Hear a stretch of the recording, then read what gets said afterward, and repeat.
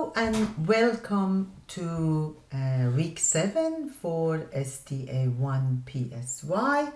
We are covering chapter 6 for the 6th edition of Aaron and Aaron and chapter 7 for the previous editions. Okay, the objectives for this week is about we want to examine hypothesis tests in more detail with an emphasis on types of error, the sensitivity or power of the test. These are all new for you, and something called effect size. So types of error, power of the test, and effect size. Now, if we can survive this week, it's pretty much plain sailing from now on. Okay, so we are going to describe and identify the types of decision errors in hypothesis testing. Be able to compute effect size. Know conventional effect sizes. Describe meta-analysis. Be able to list factors that influence power. Power is really a probability. Be able to list factors that influence power and describe the influence. Evaluate the outcome of the study with respect to its statistical significance, power, and practical importance. Explain the role of a statistical power in experiments. Describe how sample size and effect size affect power. Last week we talked about hypothesis testing when we have a more real situation of a sample of size more than one. Because in week 5 we wanted to just take you step by step for the steps of hypothesis testing and the logic behind hypothesis testing. In week 5 we did a sample of only one participant in it, which was not realistic. Then last week we had a sample of size n. Now, we said that all steps of hypothesis testing will remain the same, only the comparison distribution will change. And now we are only talking about when the population standard deviation is known. When the population standard deviation is known, we are using a z-test and we are having a standard error, which is the standard deviation of sample mean. And it is calculated as the population standard deviation divided by square root of n. So the comparison distribution, when we have only a sample of size 1, the comparison distribution was x, normally distributed with the mean of the population mean and the standard deviation of population standard deviation. But when we have a sample of size n, the comparison distribution becomes the distribution of the sample means, which is x bar. And x bars are normally distributed. The mean is the same, but the standard deviation of the sample mean is called standard error, and it is the population standard deviation divided by square root of the sample size. Now, let's look at an example. This is an example of hypothesis testing. Now, when you are having a hypothesis, I told you that you have to have a null and alternative hypothesis, and then you have a comparison distribution, significance level, and then you have got a cutoff score, then you have a test statistic. You compare the value of your test statistic with the cutoff score, and if it was more extreme than the cutoff score, you have got enough evidence to reject the null hypothesis. A school psychologist was wondering how the preschoolers at the school where he worked compared to other preschoolers who have taken a standardized problem-solving test. He knew that the scores of this test were approximately normally distributed And in the general population of preschoolers, the mean score on this test was 43 and the standard deviation was 5. All right? So, first of all, from just this paragraph, we know that we have got a two-tailed test. Why?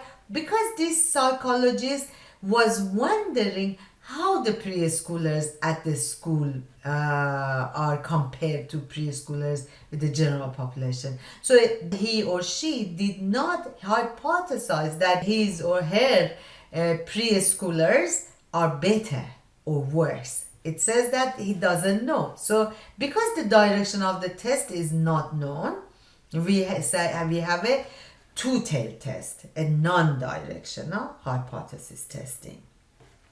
Population mean is 43 and population standard deviation is 5.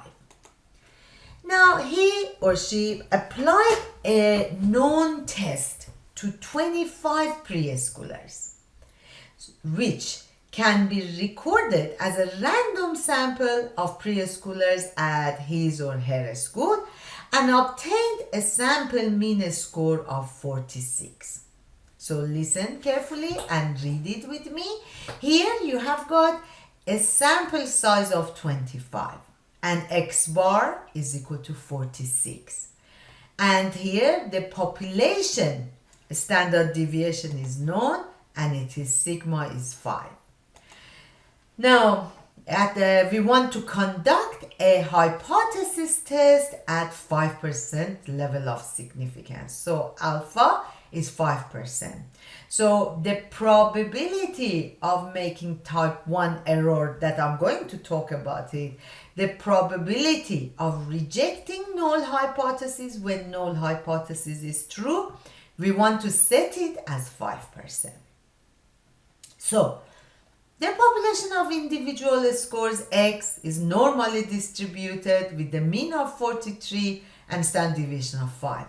But because we have got a sample with sample size is 25 here, now our comparison distribution for this test changes from the X, the distribution of X, to the distribution of X bars, which X bars would have normal distribution according to central limit theorem that I talked about it last week in mini lectures of the lesson. The mean would be the same as the population mean, which is 43, but the standard deviation of X bars would be sigma over root n. Sigma was 5. N was 25, so it becomes 5 over square root of 25. So square root of 25 is 5. So now our comparison distribution will be X bar is normally distributed, mean is 43 still, but standard deviation of the sample means is equal to 1 because it is 5 divided by square root of 25. It is 5 divided by 5, which is equal to 1. This step is very important and a lot of you miss it. And when we ask a question, please pay attention. When the population standard deviation is known and you have got a sample size more than 1, then you are dealing with the standard error, which is the standard deviation of sample means. Okay, so in here I said that the population of individual scores had the distribution of normal, mu is 43, sigma square is 25, or sigma is equal to 5. Now comparison distribution is X bar, normal distribution, mean is 43, but the population variance is 1, or population standard deviation is 1, which was 5 divided by square root of 25. But then, first we say that, okay, the question is, how is the teacher says my school doing compared with the other schools? So, has to define the parameter of interest. So it says, let mu denote the mean score of the population of preschoolers at that teaches a school. Then we say that null hypothesis is mu is equal to the same as the general population, 43. Versus the alternative hypothesis becomes mu is not equal to 43 because we said we have a two-tailed test. Now, because the population standard deviation is known, we can use a z-test. But this z-test, okay, the comparison distribution can be standard normal because the comparison distribution for z scores is normal with a mean of 0, standard deviation of 1. But here, be careful. When you want to standardize your score, because the observed value that psychologists got here was from a sample of 25 was 46. The average score for 25 preschoolers test score was 46. So x bar is 46 minus mu is the population mu, which is 43. So 46 minus 43. But here, instead of divided by sigma, we should have it as divided by sigma over root n. And that is 5 divided by square root of 25, which is 1.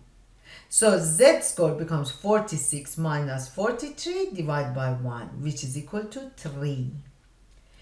Because we are doing a two-tailed test here, at 5% significance level, our cutoff score is plus 1.96 and minus 1.96.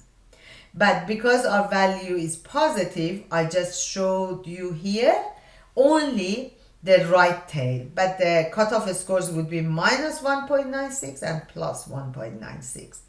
3 is more extreme than the cutoff score of 1.96. So it falls into the rejection region. Alright? So because 3 is greater than 1.96. This is acceptance region, the whole lot of that. And this bit is the rejection region. So we say we have enough evidence to reject the null hypothesis and say that the preschoolers do a lot better in this teacher's school. Now, how do we report it? We report it as the training of the preschoolers by this teacher had a significant effect on their performance in the standardized test. Z is equal to 3, P, which is p-value, probability of observing what we have got, or even more extreme in the direction of alternative hypothesis, p is less than 0.05. So when p-value is less than 5%, we reject the null. And if I show you here, p-value would be the probability of z greater than or equal to 3 plus probability of z less than or equal to negative 3. That would be your p-value. Okay, when we say significant effect, we say that we mean that null hypothesis has been rejected. The result is very unlikely to have occurred by chance. Z-score was used as the test statistic to evaluate the sample data, and its value is 3. Okay, so this sentence that you write it in your paper or you read in an article implies this meaning. So we say that the significance level of alpha equal to 5% is used in this test. Now, when we conduct a hypothesis testing, how can we go wrong? Because we don't know. We are doing just some calculations. We have got a threshold value. And if our observed value is more extreme than the threshold value, we reject the null hypothesis. So we can reject the null hypothesis when it's really true, or we can accept the null hypothesis when it's really false. So these are the two types of error in hypothesis testing. Reject the null when it is true, so that is called type 1 error, or fail to reject the null when it is false. So when we make type 1 error, we conclude that the manipulation had an effect when in fact it did not. And for type 2 error, we conclude that the manipulation did not have an effect when in fact it did. So that is the table that you can just use and see when you make type 1 and type 2 error. Probability of making type 2 error is called beta.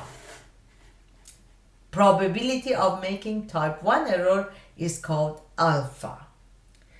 And then the power of the test would be the probability of not making type 2 error. Now we get to that in a minute. But remember that rejecting the null when null is true is type 1 error. Do not reject the null when null is false is type 2 error. So you can see that if we increase the probability of not making type 2 error, we are giving more evidence for the alternative hypothesis. Okay, so type 1 error. When we conclude that the study supports the research hypothesis, when the research hypothesis is actually false, so if there were no difference between the population of preschoolers at the school under consideration and the general population of preschoolers, we have made type 1 error. Type 1 error is a serious concern to scientists because they could construct entire theories and research programs on results that is wrong. The common conservative approach is to set a stringent significance level so that the results have to be quite extreme to reject the null hypothesis. So we make if we, for example, have a significance level of 0.01 as compared with 0.05, we make it harder to reject the null hypothesis. We have to have really a more extreme result in order to reject the null hypothesis, so we decrease the probability of making type 1 error. Chance of making type 1 error is called significance level. We set it beforehand. Normally we say alpha is 5%. We are allowing 5% chance that we get the result we wanted to achieve, even though the null hypothesis was actually true. Unfortunately, researchers cannot tell when they have made a type 1 error. However, they can try to design their studies so the chance of making a type 1 error is as small as possible. The researchers that do not want to take a lot of risk may set the significance level lower than 5%, say 0.001. If this is done, the result of a study has to be very extreme in order for us to reject the null hypothesis. Now, why don't we do it always to have a very stringent significance level? As we see in the next section, there is a cost related to the sensitivity of the test in doing this. Intuitively, if we make it hard to reject the null hypothesis when it is true, then for research hypothesis close to the null hypothesis, it will be difficult to make the right decision when they are true. Now, type 2 error happens when we do not reject the null hypothesis when it is false. In our example, when we say let mu be the average score of the preschoolers in his school, null hypothesis was mu equals to 43 against alternative hypothesis mu not equal to 43. And in the null hypothesis, we say there is no difference between the scores of preschoolers in his school and the general population of preschoolers' scores. Then we say, let's say the z-score was calculated and it was 1.20 from the sample. Now, what do we report? We report there was no evidence that the training of the preschoolers by this teacher had an effect on the performance in the standardized test. Z is equal to 1.20, p-value greater than 0.05. Okay? If we conclude our experiment was inconclusive when the preschoolers in his school were in fact different, we would have made a type 2 error. Okay, now let's have an example to demonstrate power of the test. Now let's go back. In order to do that, let's go back to again our IQ example. It was IQ test, and if you remember, we said that the IQ scores are normally distributed with the mean of 100 and standard deviation of 15 or variance of 15 squared. The hypothesis was psych students have a higher IQ score than the rest of the population. Now, for demonstration of power, let's go back again for a sample of size 1.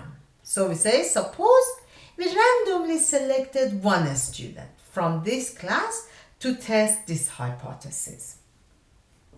Then we have a look at two scenarios to show you how power of the test can change dramatically. If we use comparison distribution, the standardized z-scores of normal distribution with a mean of 0 and variance of 1 or standard deviation of 1, then the cutoff score for this test would be 1.645. Alright? Now, you remember that if I want to change the z-score to a raw score, I can multiply it by a standard deviation and add the mean to it. So, if we use our raw score comparison distribution, which is x is normally distributed with the mean of 100 and standard deviation of 15, then the cutoff score would be the z-score multiplied by standard deviation plus mean. So 1.645 times 15 plus 100. So my cutoff score, if I'm using the raw score comparison distribution, would be 124.675 for 5% significance level. Now, what if the mean IQ score of all psychology students was 110? So 110 is very close to the population of the general population IQ score, which is 100. Yeah? It's even less than 1 standard deviation higher.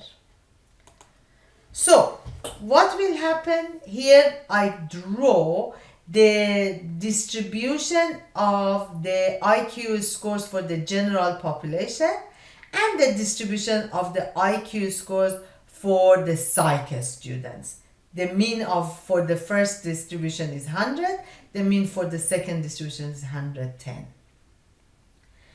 Alright, we can see that there is considerable overlap between the two distributions and the probability of observing a score lower than 124.71 when mu is equal to 100, when alternative hypothesis is true, is quite large. So This is really the type 2 error. So type 2 error means to accept the null hypothesis when alternative hypothesis is true. So the probability of x less than 124.71 when mu is 110 is 0.8366. So we said that type 2 error is equal to beta, and it's the probability of accepting null when alternative is true. But then remember, power was the probability of not making type 2 error. So power is 1 minus beta, because we said the sum of all the probabilities is equal to 1. So that's why power becomes 1 minus the probability of making type 2 error. If I say, okay, instead of 0.8366, I say 84%. So we say that there is about 84% chance of making a type 2 error. Therefore, the power of the test will be 1 minus 0.84, which is 16%. 16% is very low power. And normally, if you want to get some research money, the bodies that give you grants, the first thing they do, they look at the design of your experiment and what's the power of your test. And the power of 16% is very low. Now, let's have another scenario. Let's look at the same example, but this time let's say that the psychology students' average IQ score is 150. So mu for the psych students would be 150. Now 100 was the IQ score of the general population, and 150 is the IQ score of psychology students. Now here our test would have a very good probability of detecting this difference. Why? Because the probability of type 2 error, we say that the probability of accepting null when it is false, when the alternative hypothesis is true. So the alternative hypothesis is true means that mu for the psych students is 150. So we know that the threshold value is 124.675. So now really we want to know probability of type 2 error would be the probability of x less than 124.67 when x is normally distributed with the mean of 150 and standard deviation of 15. So let's find the z score. So that becomes probability of z less than or equal to x, which is 124.67, minus mu here is 150 divided by 15. That would be probability of z less than or equal to minus 1.69. That is probability of type 2 error, which when you have a look at the tables, here you can see because minus 1.69 probability of z less than minus 1.69 is equal to is the same as probability of z greater than 1.69, because we know normal distribution is symmetric. So if I look at the probability to the tail, I will see that it is 4.55%. Okay, that is the probability of type 2 error. Okay, so the power of the test becomes what? Probability of not making type 2 error. So it would be 1 minus 0.00455. So it becomes 0.95. So I will have the power or sensitivity of my test, or probability of not making type 2 error, or probability of rejecting null hypothesis when it is false. I make it as 0.95, 95%, which is very high power. Okay, so with this research hypothesis, there is now a probability of 0.0455 of incorrectly not rejecting the null hypothesis. And this is the demonstration for when you have got the research hypothesis mean be have a big difference with the null hypothesis mean, then you will have a very small chance of wrongly accepting the null hypothesis. So type 2 error, like type 1 error, we do not know whether or not we have made the type 2 error. But again, we try to design our studies to reduce the probability of making one. Type 2 errors concern scientists and especially those interested in applications of psychological knowledge, because a type 2 error could mean a good theory or useful practical procedure is not used. Because, for example, if normally people do one method of reducing stress, then somebody comes with a new method.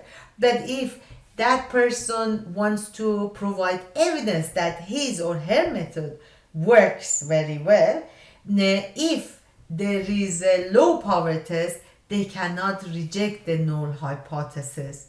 And therefore, this new method would not be practiced because there is not significant evidence against the previous method.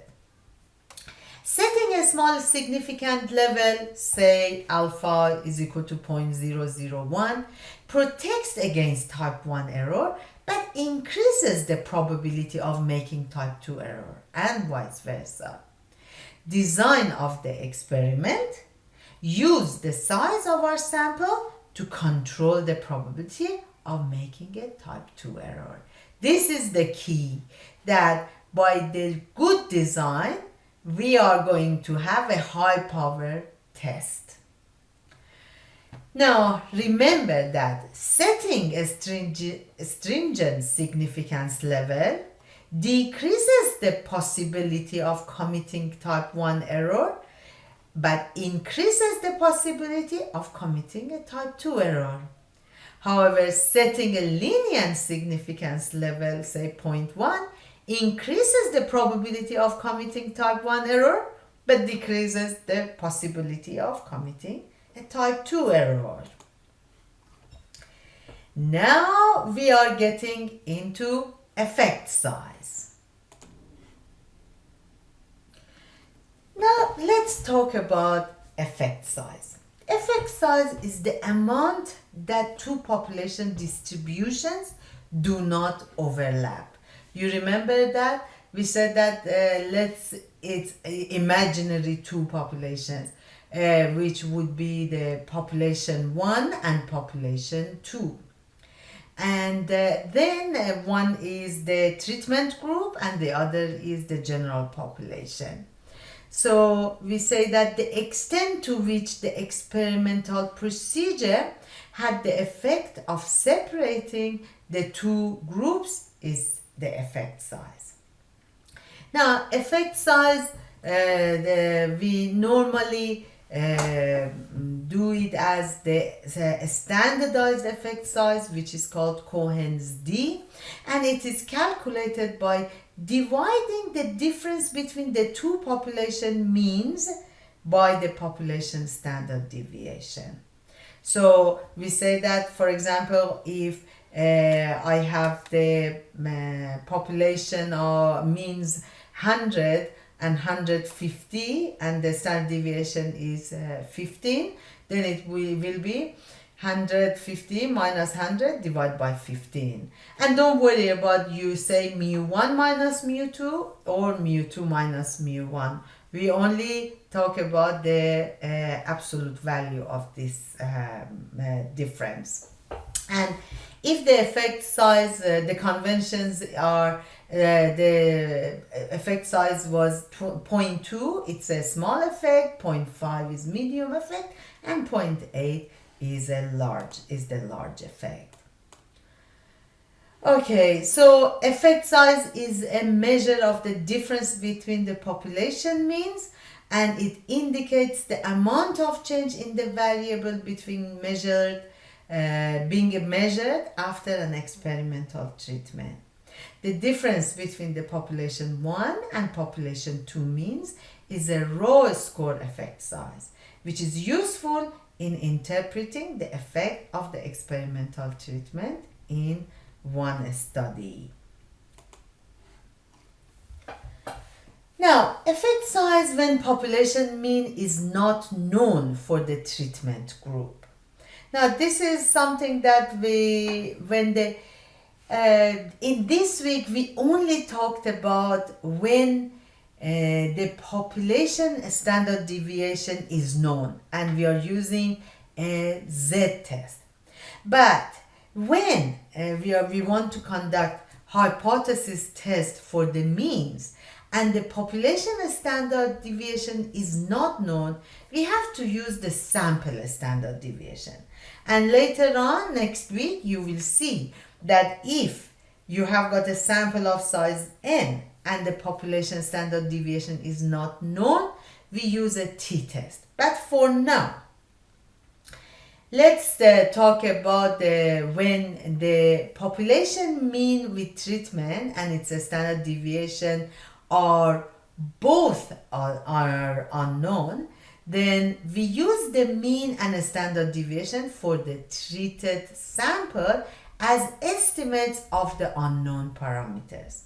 So your Cohen's d, the effect size, the standardized effect size, becomes the mean of your sample minus the null hypothesized population mean divided by the sample standard deviation from our sample. Cohen's d measures the distance between two means and is typically reported as a positive number, even when the formula produces a negative value. So dividing by the standard deviation standardizes the difference between the means. It's like this z-score. You divide by standard deviation to produce the difference between the means. Now, allows effects to be compared across studies, and it's important tool for meta-analysis. Knowing effect size can permit us to compare studies using different measures, which may have scales with quite different means and variances. Because, for example, you will see that there will be lots of studies all around the world that they are doing some similar experiments. Their aim is to find the effect of the treatment. So what you do, when you do normally systematic review, you have to do meta-analysis. So you gather all these articles and researches all around the world, and then get their standardized effect size and put them all together and give a total effect size for all the studies that have happened and have done research on a specific topic.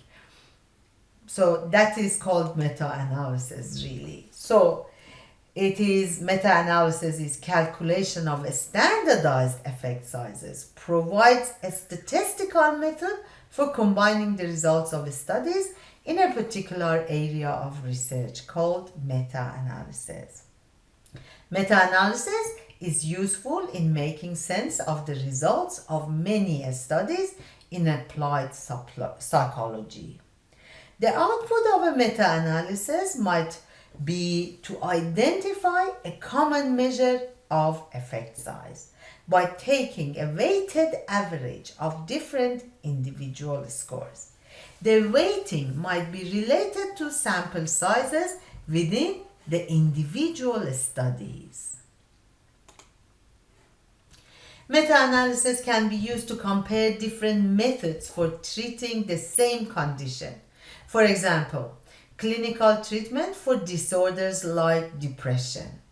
So let's I just talk about this hypothetical meta-analysis. So if we have got three different groups, self-help discussion group, the average effect size was minus zero point 0.2, which is a small effect size on depression. Then group therapy mean effect was minus zero point 0.5, which was medium effect. And individual therapy mean effect was minus zero point 0.8, which was large effect. So you can see that three different treatments have been used to just work on depression, and then you compare the different effects, and then you come up with which one would be a best method, which here would be the individual therapy, which would be the most effective. Okay, so now let's talk about the statistical power again. The probability the study will support the research hypothesis if the research hypothesis is true is the power of the test. The power of experiment only concerns the situation when the research hypothesis is true. Calculation of power is quite difficult and can be determined by power tables. I'm not going to ask you to calculate any power. A preliminary computation of the power allows us to determine how many participants we need to detect a predetermined difference. So when you want to do some experiment, first you want to know what's your sample size. In order to have an idea of the sample size, to have a high power test over 0.8, then you use power tables and statistical packages to tell you that how many participants you need to have in your experiment. Bodies that award grants nearly always want to know the power of the proposed study. They want to know if it's worthwhile them spending their money on such a study. Power of the test depends on effect size, remember, and sample size. So more power if bigger difference between the means, smaller population standard deviation, and more people in the study. Power of the test is also affected by significance level, because you know that if you do one-tail test versus two-tail test, then your cutoff score would be different. So, and the type of the hypothesis test procedure. So for example, let's say if you're doing a 5% significance level, if you do a two-tail test, your cutoff score is plus minus 1.96. But if you do one-tail test, 5% significance level, your cutoff score is 1.645. So you can see that by doing the one-tail test, you will reject the null hypothesis in for the less extreme values. So you will have higher power test. And then the type of the test, we will talk about paired t-test, two-sample t-test, and different tests. If you have a choice by using a different type of the test, you will have higher power test. Okay, so the thing that you will be asked questions directly, we are not asking you to calculate the power of a test, but we want you to know what are the factors that affecting the power of the test. So having an idea of the power is very important when planning a study. If you do a study in which the power is low, even if the research hypothesis is true, the study will probably not give significant results.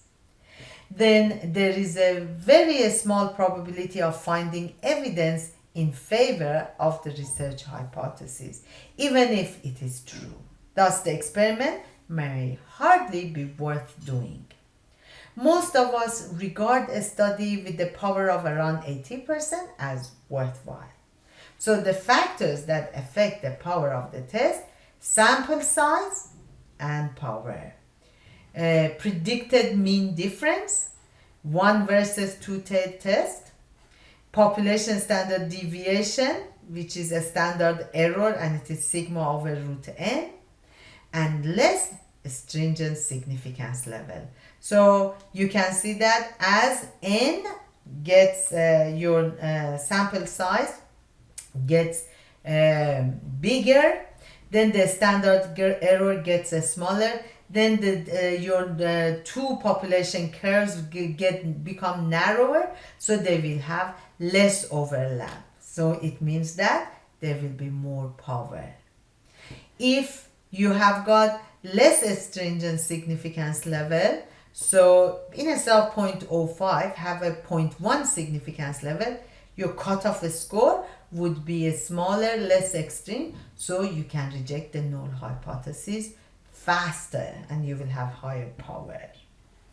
Okay, and this one-tailed and two-tailed we talked about, and the predicted mean difference we explained quite a lot for when it was 115 or 150 for the alternative hypothesis mean. You saw that the power of the test changes dramatically. Okay, now statistical versus clinical significance. Statistical tests are not sensitive to units of measurements. They cannot be responsive to the practical or clinical implications of the data. That's why when you do psychology, you have to know statistic as well to decide over a statistically significant test result. Is it practically significant or not? So for example here, this study says massage improves the sleep compared to the control group. But then the person says, that's awesome. How much longer did the massage group sleep?